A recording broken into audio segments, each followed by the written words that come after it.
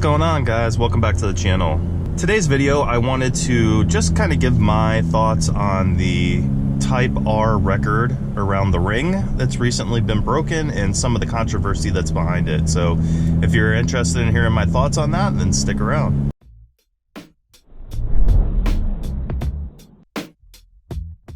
So the Civic Type R, the new FL5, just set a front-wheel drive record for the fastest front-wheel drive production car around the ring. You know, that's amazing, that's awesome. I guess it beats some kind of Renault that we obviously don't get in the US. But there's some controversy behind the Type R that they used, because it's not a Type R that we're gonna get here in the US.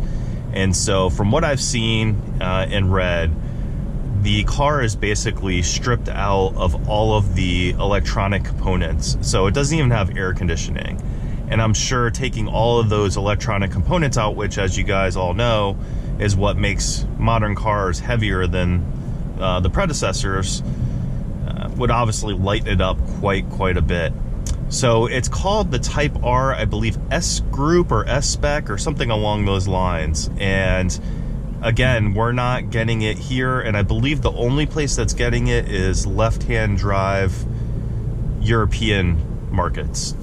So obviously people are, you know, kind of questioning whether that's a true ring record. I guess, I mean, the Renault we don't get here either, so it's not really, you know, you can't really argue with Honda using whatever fastest version, I guess, of the car they have.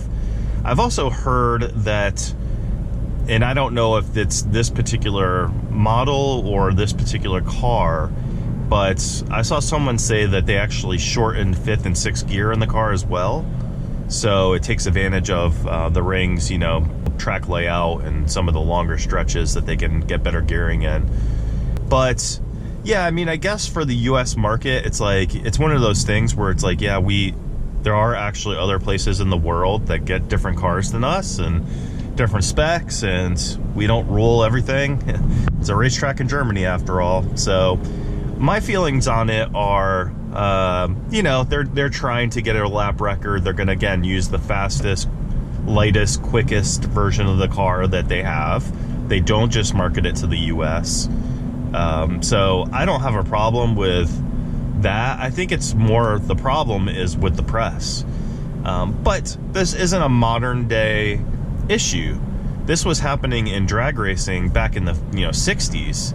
There were special cars, you know, lightweight cars with aluminum fenders and hoods and, you know, like stripped out interiors. Now you could buy those in the US, so there's a difference there, but a lot of the stories are that for test cars, so the cars that the magazines, because of course back in the day, no internet, it was all through magazines, the magazine test cars were basically, you know, blueprinted engines, and they would, you know, add some extra this and that, you know, with the air fuel and make them much faster than what you could buy off the showroom floor. So this isn't new, and, you know, of course, back then they didn't tell you that in the articles. So it's no different today. But I think what people are upset about, at least in the US, is that some of the articles from some of the bigger publications, you know, didn't mention that it was a special version of the FL5. It wasn't just a, you know, get it off the showroom floor kind of thing. So again, for me personally, I don't really, it doesn't bother me. But I know some people are upset about it, and, you know, it's kind of like, oh, we've been lied to. But again, as Americans, we think that everything is about us, of course. And, you know, again, it's a racetrack in Germany. It's for the Honda Corporation that's global. It's not just in the US. So yeah, it's a version of the car we don't get here in the US. I guess it'd basically be like if, you know, we got if you compare it to like the Toyota Corolla GR, and be like if we got the Morizo edition and no one else in the world, or very select areas of the world, got that as well, then people, and they use that to set the track record. Obviously that's all-wheel drive, but I'm just using it as a comparison. People would be upset that, you know, we get the Morizo and that's what set the record, but no one else, or very limited people get it. I mean, it's a technicality. As far as me as an Elantra N owner, I mean, this car is not as fast as the FL5 around the track. So it's not as if, you know, the Elantra N had the front wheel drive record and all of a sudden it was beaten by, you know, some special version of the Type R. So it doesn't really matter to me. This car in general compared to the Type R is more about the experience versus the pure numbers. That's how it's been. That's how it's going to continue to be. I don't foresee Hyundai actually going with the 2.5 engine and making it a considerably faster. I might be, you know, they might surprise me, but just with, you know, cars obviously moving away from internal combustion engines to electric, I can't imagine they'd stuff a bigger engine in this, but it's possible. We'll see what happens. But again, this car for me is more about the driving experience. I think there's probably more people that buy the Elantra N that aren't gonna take it on a track. And, you know, this car has only been on a drag strip. It hasn't been to a road course or autocross event. So I think that's probably typical. Most of them are gonna be used as just daily drivers.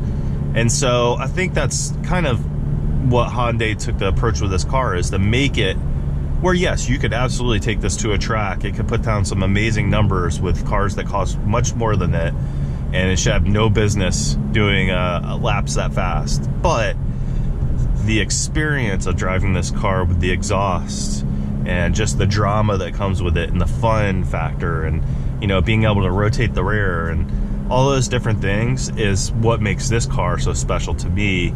It's not the numbers.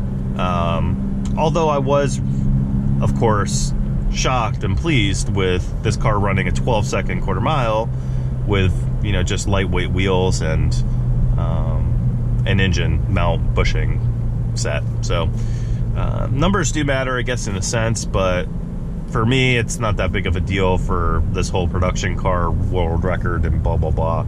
I'm sure if Hyundai wanted to, they could probably break that record if they had some kind of special Elantra N that was stripped out and did this and that to it. So maybe they throw the 2.5 in for that, who knows. But anyways, that's kind of just my thoughts on it. I know it's kind of like the big news that's going around right now, so I just wanted to kind of give you guys my view on it and what I thought about it. So, you know, in general, like I said, I'm not upset about it. It's something that auto manufacturers have done for years, and, you know, it's just that's kind of like one of those unspoken things that auto manufacturers do. And I think now that the news has got out and those initial articles weren't very clear about it, people are kind of, you know, upset about that. But all right, so I'd love to hear your guys' comments and feelings on Honda using this special edition Type R to set the record. Whether you're a Type R owner or a Elantra N owner or whatever, I'd just like to hear your guys' comments and feelings on it. So leave that in the comment section as always. Like and subscribe. And until the next video, peace out.